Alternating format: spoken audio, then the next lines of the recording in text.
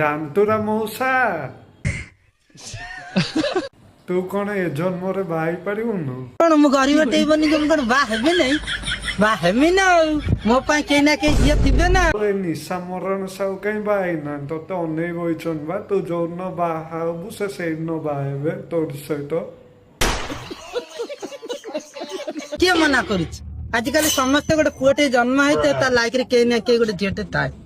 ନିଶ୍ଚିନ୍ତ ପୁଅଟେ ହେଇଛି ମାନେ ଝିଅଟେ ତା ଭାଗ୍ୟରେ ଅଛି। ତୁ ଶାହରୁଖ ଖାନ ନାତି ତ ତତେ ଖାଲି କଟ୍ରିନା कैफ ଆଉ ଐଶ୍ୱରିୟା ରାୟ ଅନେଇ ବଇଛନ୍ତି ତୋ ସହିତ ବାହା ହେବେ ବୋଲି। ଝିଅ କଣ ପାଇଁ? ତୋ ଭାଗ୍ୟରେ ବା ପରୀ ଅଛନ୍ତି, ସ୍ୱର୍ଗର ପରୀ।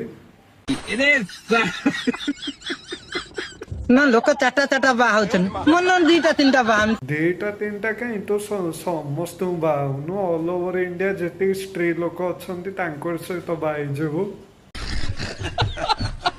କଣ୍ଟେନସନ କିଛି ନାହିଁ। କଣ୍ଟେନସନ ବୋପା କି ଇଂଲିଶ लो ପୁରା ଲାଗୁଛି ଯେମିତି ହଲାଣ୍ଡରୁ ଆସିଛୁ ତୁ। ଆଜିକାଲି ଗୋଟେ ବାହା ହବା ଗୋଟେ ବଦଳା ଗୋଟେ ମୋବାଇଲ ଟେ କିଣିଲାକୁ ଲୋକ ବଦଳଉଛନ୍ତି ନା ନାଇଁ? ଇଏ ଭୁବନେଶ୍ୱରରେ 1 ନମ୍ବର ଆଟର ଗଞ୍ଜି ଚଢି ହେଇଛି, ବଦଳେଇବୁ ପିନ୍ଧୁ।